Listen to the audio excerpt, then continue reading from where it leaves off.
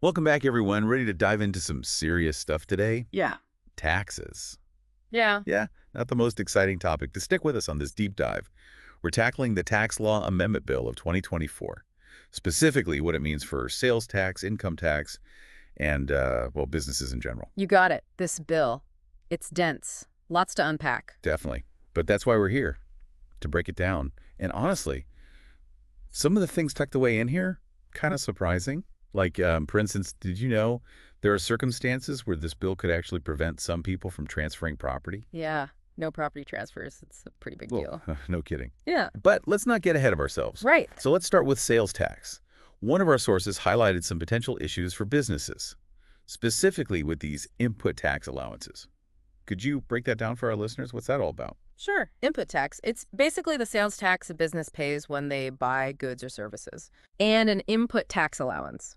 Well, it lets businesses deduct this tax from the sales tax they collect from their customers. So it's like a way to avoid being taxed twice on the same thing. Okay, so it's like a credit almost. Yeah, exactly. You can think of it that way. Got it. So is this bill changing how these allowances work? Yeah, it does. It gives the tax authorities the power to limit these allowances in certain cases. Hmm. They're also putting in place these automated risk management systems, basically algorithms to flag anything that looks off. Oh, so instead of like manually checking every business, they're using computers to spot potential problems. Right, exactly. Right. Now, this doesn't automatically mean every business that gets flagged is actually doing something wrong. Right. But it does mean there could be delays, delays in getting those input tax adjustments. So more paperwork, more hassle. Pretty much. Right. The bill does allow businesses to fight these decisions if they think it's wrong, but it's another layer of bureaucracy, and potential delays, especially for smaller businesses, I'd imagine. Yeah, I bet. That could really throw a wrench in things. Absolutely, especially those operating on tight margins. For sure. So businesses really need to be on top of this. No question. Keeping good records and really understanding these new rules is going to be key to avoid problems. All right, good advice. Now let's talk about something else this bill impacts. People who haven't filed their taxes. The restrictions in here, pretty severe to put it mildly. Yeah, they are. The bill calls these people ineligible persons, and it outlines a whole bunch of restrictions to try and get them to file their tax returns. We're talking potential limits on property transfers, registering vehicles, even accessing banking services. Wow. I mean, I get it. Everyone's got to pay their fair share. But some people might say these measures are a bit much, don't you think? Like, limiting access to basic economic activities could have consequences that go way beyond just taxes. It's true. Yeah. Especially for those already struggling financially. It's a valid point. Yeah, for sure. So it's got to be tricky, you're right. Encouraging people to comply, but also making sure these measures don't end up hurting those who are already having a tough time. Absolutely. Finding that balance is key. And we haven't even gotten to the specific parts of the bill where these restrictions are laid out in detail, like sections 14AC and 14AD. Okay, so let's dig into those next. Important for everyone to understand exactly what these restrictions are and how they might be affected. So yeah, sections 14AC and 14AD, they give a lot of power to the Commissioner of Taxes. Okay. Under those sections, they can basically prevent an ineligible person from doing a whole bunch of things. Could be anything, really.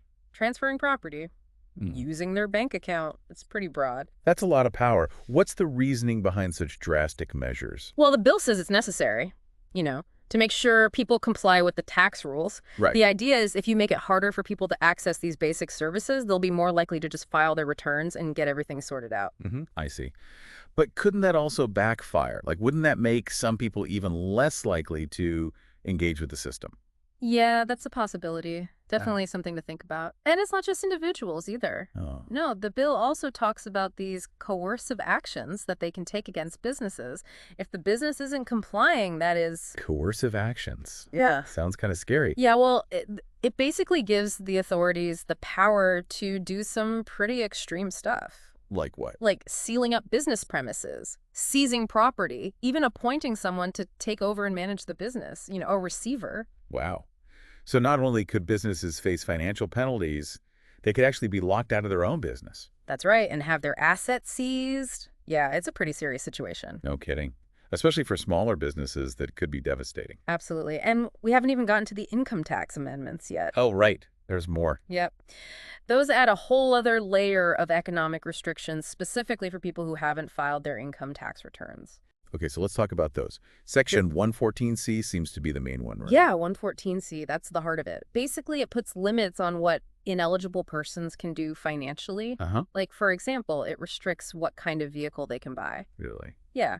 There are some exceptions, of course, like tractors and vehicles below a certain engine capacity. But overall, the options are pretty limited. So if someone needs a specific type of vehicle for their work, this could really impact their livelihood. Exactly. It's pretty far-reaching. It affects people from all walks of life, potentially. Right. And it's not just vehicles. The bill also puts limits on property transfers. If the property's worth more than a certain amount, an ineligible person can't buy or sell it easily. So it's not just about real estate then. Nope. It even affects investments, certain types of investments anyway, like securities and mutual funds. Wow. So basically, if you don't file your taxes, you're kind of cut off from a lot of economic activity. That's the gist of it, yeah. And to make things even more complicated, there's this whole thing about data sharing between tax authorities and banks. Right. Section 175AA, that's a big one. It changes how financial information is handled in a pretty fundamental way. Data sharing. Mm, That raises some red flags for me. yeah. Privacy concerns right off the bat.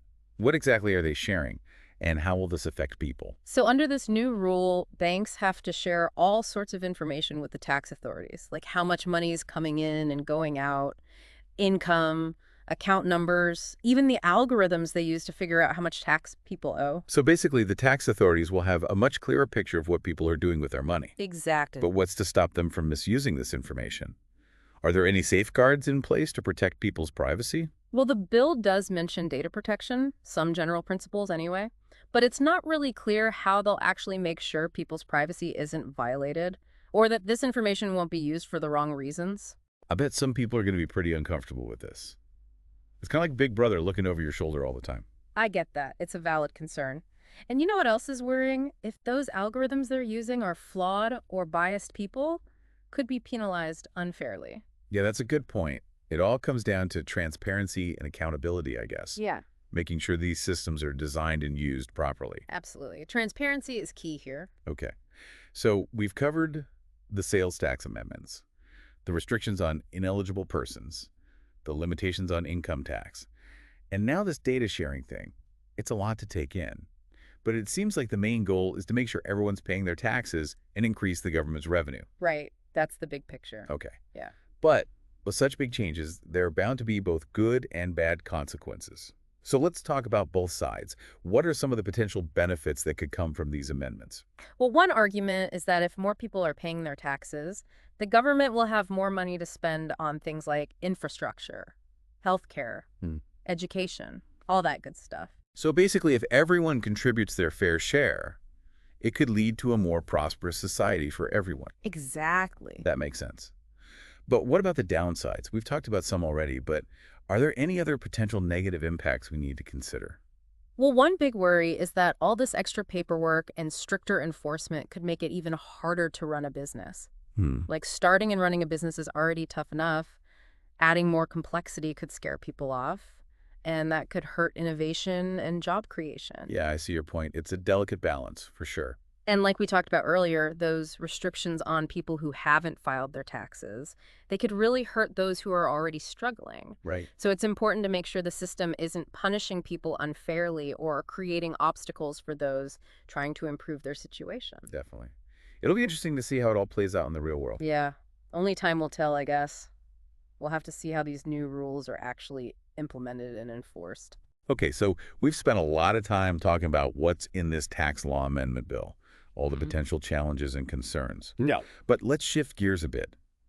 What about the opportunities? How can people prepare for these changes and maybe even find some advantages in this new landscape? That's a great point. You know, it's not all doom and gloom. There are definitely ways to adapt and even thrive in this new environment. So what can our listeners do to get ready? Well, for individuals, the first thing is simple. Make sure your tax filings are up to date. Right. Get everything in order. Exactly. Those penalties for ineligible persons, they're no joke. Definitely not. So getting everything squared away now, that'll save a lot of trouble later on. Absolutely. And it's not just about avoiding penalties anymore, is it? Nope. It's about making sure you can participate in the economy. You know, buy property, Yeah. invest, all that stuff. Makes sense. What else? Take a good look at your investments. See if any of them might be affected by these new rules. Mm. Might be a good time to talk to a financial advisor, you know? Get some professional advice. Yeah, a second opinion never hurts. Right. They can help you adjust your strategy, make sure you're still on track to meet your financial goals, but in a way that also works with these new regulations. Smart. So check your tax filings, talk to an advisor. Anything else individuals should keep in mind? Oh, yeah. Your bank accounts, make sure you have the right types of accounts, you know, to minimize any potential issues. Okay. And be aware of those new cash withdrawal limits. They might affect how you handle your day-to-day finances. Right. Good point. It's easy to overlook those little details. It is. Until they become a big problem. Exactly. Now, what about businesses? What should they be focusing on? Well, for businesses, planning ahead is absolutely essential. Right. First off, take a close look at your internal processes, especially your record-keeping systems. Okay. Meticulous records are going to be more important than ever. That's how you prove you're complying with the rules. I see. And that can help you avoid those problems with the input tax allowances we talked about earlier. Right. So basically dot your I's and cross your I's. Pretty much. And you know what else? It might be a good idea to bring in a tax professional. Someone who can really dig into your current practices and make sure everything's up to snuff. Ah, yeah. Get an expert to look things over. Exactly. Better safe than sorry. 100%. And don't forget about your employees. Keep them informed about the changes and how it might affect them. Right. Keep those lines of communication open. Absolutely. Transparency is key, less confusion that way. And it helps things run smoothly. And it's not just employees either. Oh. Communicate with your customers and suppliers too. Let them know what's going on, how these changes might affect things. Yeah, good point. Manage those expectations. Exactly. Builds trust too. So we've talked about steps individuals and businesses can take to prepare, but you also mentioned opportunities. What did you mean by that? Oh, yeah. Well, think about it. These amendments, they're complex, Right. right? Definitely. That means there's going to be a huge demand for people who understand them, people who can help others navigate these new rules. Ah, I see where you're going with this. Yeah. Businesses that can provide those solutions, they're going to be in high demand. Accountants, tax consultants, software developers, creating compliance tools. It's a whole new market opening up. Interesting. It's like every challenge also creates new opportunities. Exactly. And this new tax landscape, it's full of potential for those who are willing to adapt and find creative solutions. That's a great way to look at it. So there's a lot to be mindful of, but there's also reason to be optimistic. Absolutely. If you stay informed and you're proactive, you can definitely come out ahead. Well said. So to wrap things up, I encourage all our listeners to check out those source documents. We'll link them in the show notes. Good idea. Stay informed, pay attention to those implementation dates, and most importantly, take action. Right. Don't just wait for things to happen. Exactly. Knowledge is power. Use it to your advantage. That's all for this deep dive into the Tax Law Amendment Bill of 2024. Hopefully you feel a bit more prepared to navigate this new world of taxes. Until next time, stay curious, stay informed, and stay ahead of the curve.